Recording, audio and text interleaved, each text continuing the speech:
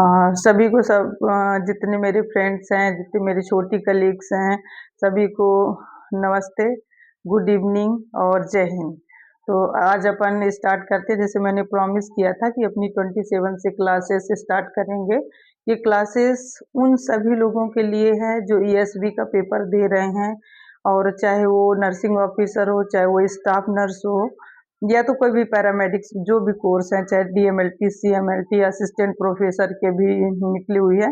इतना मैं श्योर हूँ कि जितनी चीज़ें मैं बताऊंगी उसमें से आपको 70 से 80% ये है कि ये क्वेश्चन तो आएंगे ही, क्योंकि अभी मैंने हॉस्पिटल एडमिनिस्ट्रेशन का अभी एग्जाम दिया है, तो उसमें मैंने देखा कि मैं भी कोचिंग ले रही थी और किसी से पढ़ रही थी, और बहुत पढ़ा तो ये पता चला कि बिना गुरु ज्ञान नहीं होता, और हमारे पास समय होता, हर चीज होती है, पर हम शायद उस समय को, अपने टाइम को सही जगह पर यूज नहीं कर पाते हैं।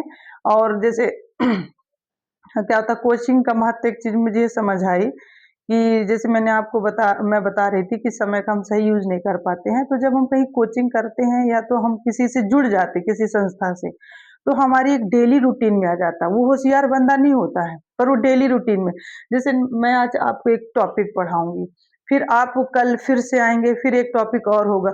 ऐसे करते करते आप 6 महीने बाद आप ये सोचो कि आपके 180 टॉपिक कंप्लीट हो चुके होंगे। क्योंकि आप होशियार नहीं थे, आप भी वैसे ही थे जैसे दूसरा था, पर चूंकि आपसे ज्यादा होशियार वाला भी उस, जो आपने 180 दिनों तक लगातार ये क्लासेस करी, 180 टॉपिक कवर करे, उसने नहीं कर पाया। उसका आईक्यू भले तेज है, पर आपने कवर कर लिया और आप जॉब इजीली पा सकते हो। तो सही मार्गदर्शन और समय की सही पहचान ना होने की वजह से, और हम बहुत बार ये सोचते हैं नहीं करते, कोचिंग हम खुद से कर लेंगे। मैं भी बहुत बार बुक्स लाती थी और उसको सोचती थी पढ़ लूंगी। पिछली बार भी मैंने गलती करी थी कि मैंने बुक्स लाई पढ़ी, क्योंकि उसमें कोई टारगेट नहीं होता, क्योंकि मेरा खुद का है, मुझे जब पढ़ूंगी तो अपन कभी समय नहीं निकाल पाते। पर जब ये होता है कि हम कहीं जुड़ चुके हैं, हम किसी कोचिंग में जा रहे हैं, किसी का हमें वीडियो देखना, किसी की पीडीएफ पढ़ना है, तो कुछ नहीं, कम से कम उसको पढ़ते पढ़ते हमारे पास इतना कलेक्शन हो जाता है कि हम कोई चीज को, जब एग्जाम में बैठोगे ना, तब आपको मेरी ये बात याद आएगी, और आपको सच में लगेगा कि अच्छा हुआ कि हम इसको कंटिन्यू करें, और आज हमारे इतने क्वेश्चन सही हो रहे हैं। तो चलिए अपन टाइम को ज्यादा बर्बाद नहीं करते हैं, क्लास को कंटिन्यू करते हैं। चूंकि आज इस ग्रुप की पहली क्लास है, तो मैं नहीं चाहूंगी कि बहुत लेंदी और बहुत लंबी क्लास हो। और ये भी था कि मैं ये भी सोच रही थी कि बहुत अच्छा टॉपिक लाती हूँ जिसमें बहुत इंटरेस्ट है, पर शायद ये जो नेशनल हेल्थ प्रोग्राम है ना, किसी को इंटरेस्ट नहीं आता, मुझे भी बहुत ज्यादा नहीं आता, बस मुझे डिसीज पढ़ने में इंटरेस्ट आता है। तो अपन ये देखते हैं कि इस सब्जेक्ट से और इस सिलेबस में जो टॉपिक है हमारा नेशनल हेल्थ प्रोग्राम, तो उसमें से ऐसा कोई पेपर नहीं है जो ईएसबी कंडक्ट कराती हो। पैरामेडिक्स का शायद ही ऐसा कोई पेपर हो जिसमें से कोई एक नेशनल हेल्थ प्रोग्राम ना पूछे, और वो सिर्फ 17 नेशनल हेल्थ प्रोग्राम है। या तो उसमें वो कोई उसका ऑब्जेक्टिव पूछ लेगी, या उसको ब्रांड एम्बेसडर पूछ लेंगे, या तो उस नेशनल हेल्थ प्रोग्राम की लॉन्चिंग के बारे में पूछ लेंगे। तो चलिए अपन क्लास को स्टार्ट करते हैं।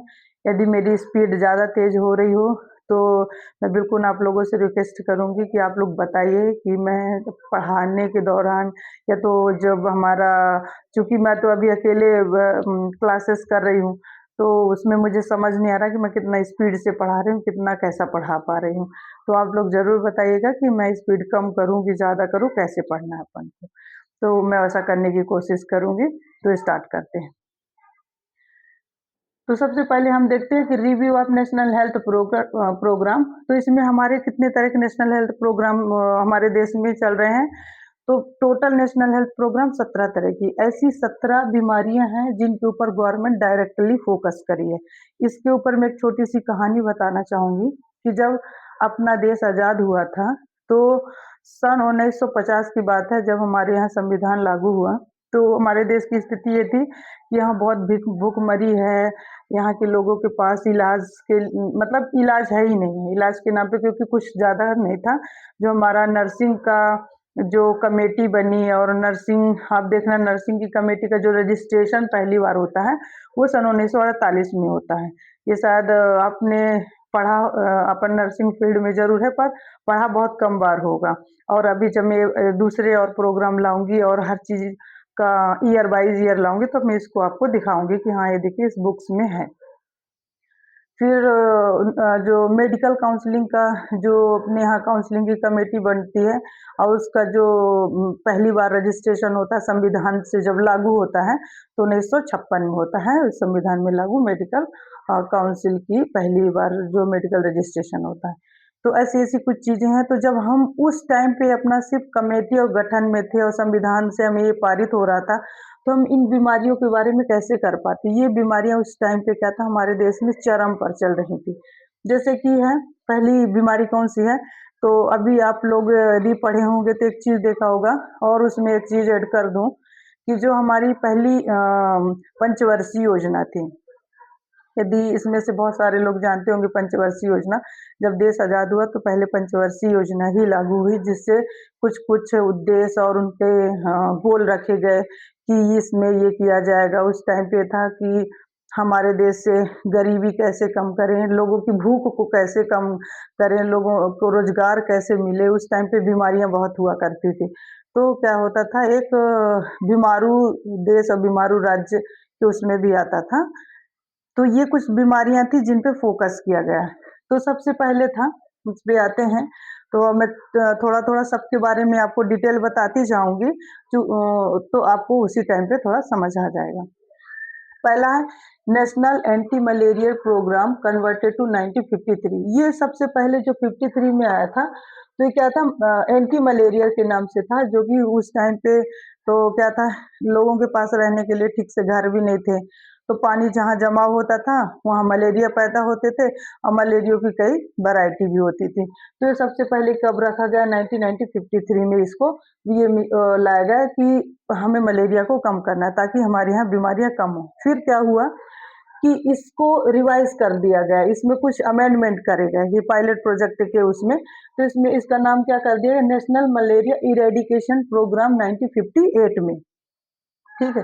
क्योंकि ये जो था, ये खत्म होके फिर ये इसमें कन्वर्ट हो गया, 1958 में कन्वर्ट हो गया। ठीक, कोई डाउट हो तो पूछिएगा मेरे से। अब इसमें एक शब्द इसमें आप देख रहे होंगे इरेडिकेशन। इरेडिकेशन का मतलब क्या होता है? किसी भी चीज़ को खत्म करना, जड़ से निकाल फेंकना। तो कब ये लॉन्च हुआ था? 1958 में लॉन्च हुआ था।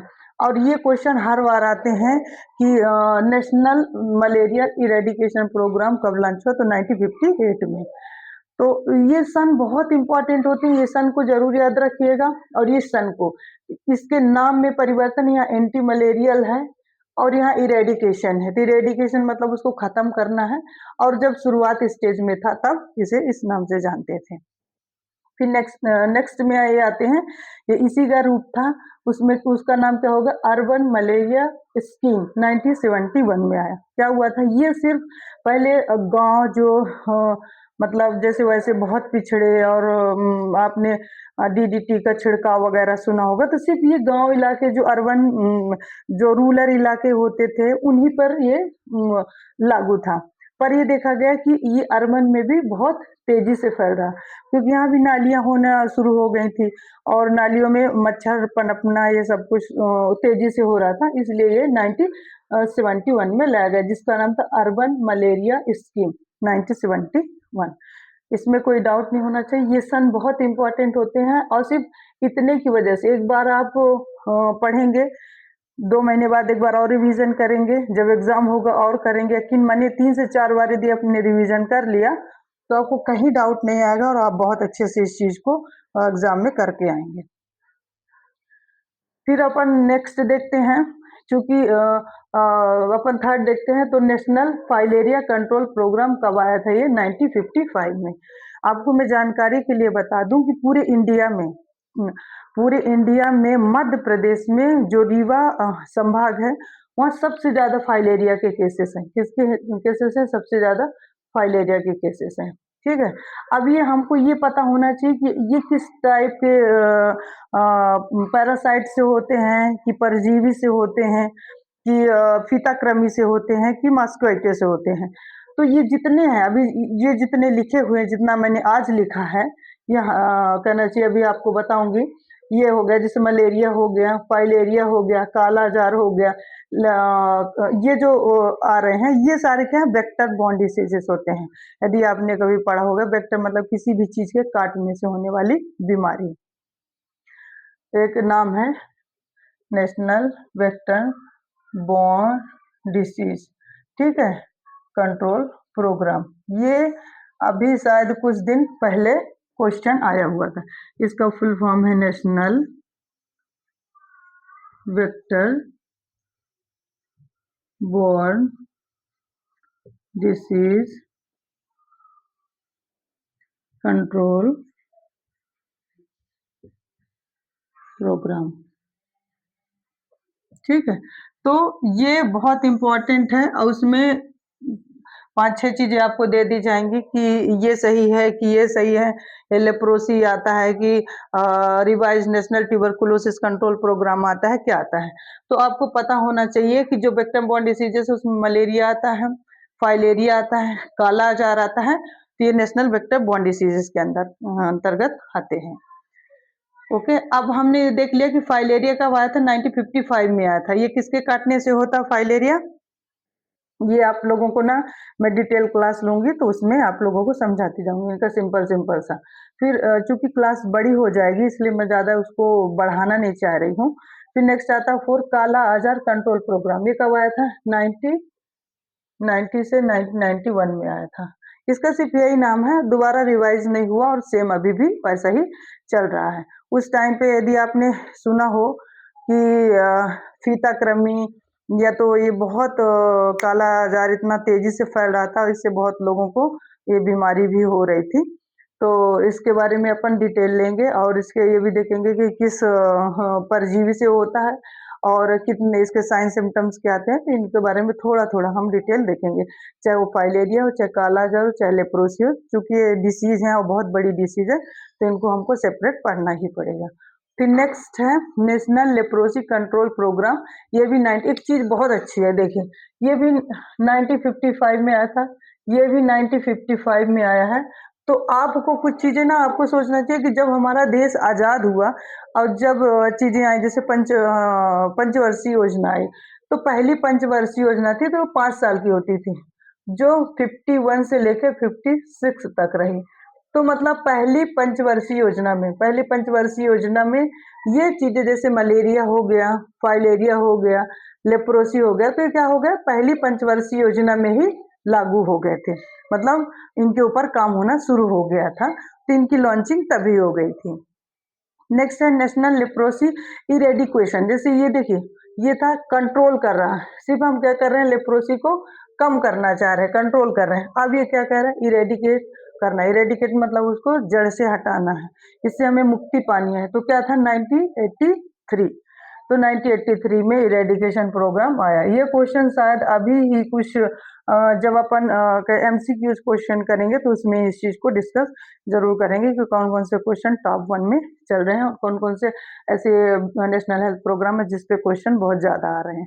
तो ज्यादातर उन्हीं पे आते हैं जी, जिनका, जैसे अभी टीबी का 2025 में टीबी को पूरी तरीके से गवर्नमेंट ने करा कि हमको खत्म करना है इंडिया से। तो टीबी का पूछेगा कि इसके ब्रांड एम्बेसडर कौन है। टीबी के अभी करंट में जैसे 10,000 पे एक केस ये देखते हैं हमेशा, ऐसे जो नेशनल हेल्थ प्रोग्राम होते हैं, उसमें यदि 10,000 में एक भी केस नहीं मिले, और लगातार कितने सालों तक नहीं हुए, 1 साल, 5 साल, ये आप बताइएगा। लगातार यदि उनको 1 साल तक एक भी केस रजिस्टर्ड नहीं हुए, फिर वो दोबारा करते हैं कि 2 साल में नहीं हुए, यदि लगातार 5 सालों तक उन्होंने ऐसा पाया, एक आध केस ही पाया, तो उसको उस इलाके से क्या कर देते हैं, इरेडिकेट कर देते हैं, और घोषित कर देते हैं कि ये टीबी मुक्त इलाका। जैसे अभी आप बैतूल जो होता, बैतूल जो है हमारे मध्य प्रदेश में, तो टीबी मुक्त जिला अभी जस्ट घोषित हुआ 2024 में। तो इन चीजों को याद रखिएगा। फिर अपन आते हैं नेशनल ट्यूबरकुलोसिस कंट्रोल प्रोग्राम। तो पहले क्या था, ये एनटीसीपी था। तो क्या था ये, नेशनल, लिख लीजिएगा, नेशनल ट्यूबरकुलोसिस कंट्रोल प्रोग्राम। दोबारा क्या हुआ, ये 1962 में आ गया था। ये कब आ गया था, 1962 में। इसका नाम क्या था,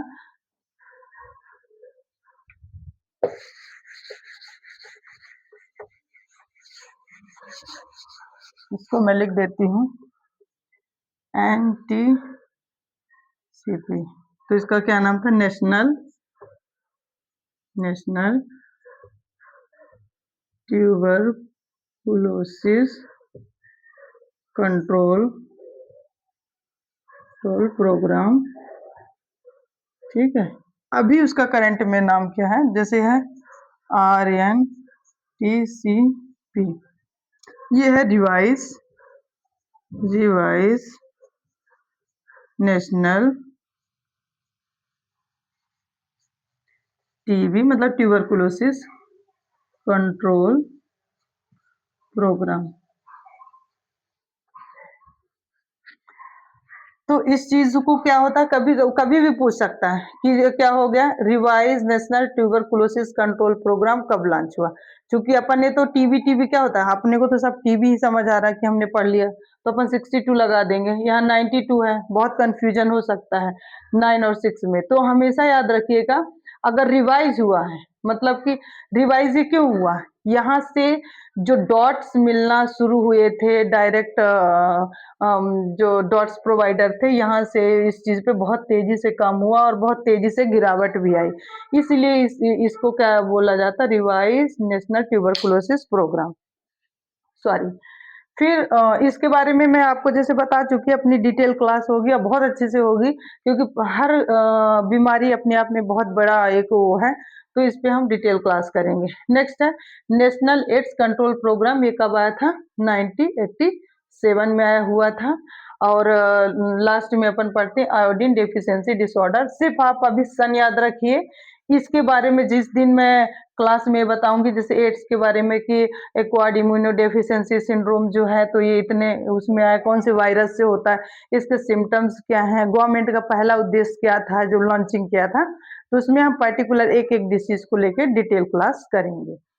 फिर हमारा 9 नंबर है, चूंकि अभी 18 टाइप वो दिखाया हुआ है, पर टोटल 17 ही तरह के नेशनल हेल्थ प्रोग्राम है।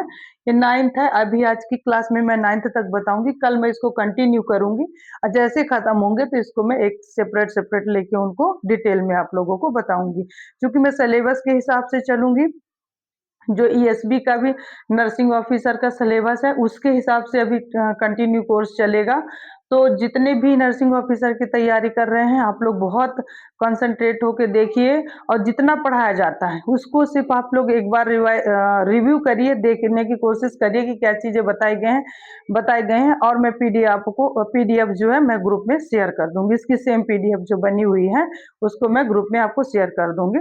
तो यदि आप नोट्स नहीं भी बना रहे हो तो भी आपको हेल्प मिलेगी। फिर हमारा 9 नंबर क्या है, आयोडीन डेफिशिएंसी डिसऑर्डर प्रोग्राम 1962। अब आप इस चीज को समझिएगा कि जो हमारे इंडिया से पैदा होने वाली बीमारी थी, वो ज्यादातर वही थी जो हमारे 65 के पहले ही उन पे कंट्रोल किया गया। जैसे ये हो गया एड्स, और भी अभी नई बीमारियां आएंगी, तो जो ऐसी बीमारियां थी जो बाहर से आई उन पे बाद में एक्शन हुआ। बाकी यहाँ से जितनी बीमारियां, ये सोचोगे तो कभी कभी हम बहुत सही क्वेश्चन लगा लेते हैं। बाकी इसको पढ़ना है, याद रखना कि कौन सी जैसे आयोडीन डेफिशिएंसी डिसऑर्डर कब है, 1962 में। थैंक यू देखने के लिए, और मैं कोशिश करूंगी कि और अच्छा से अच्छा मटेरियल प्रोवाइड करा सके और चीजें यहीं की यहीं याद हो जाए, ये बहुत इंपॉर्टेंट है। तो thank you so much, bye bye.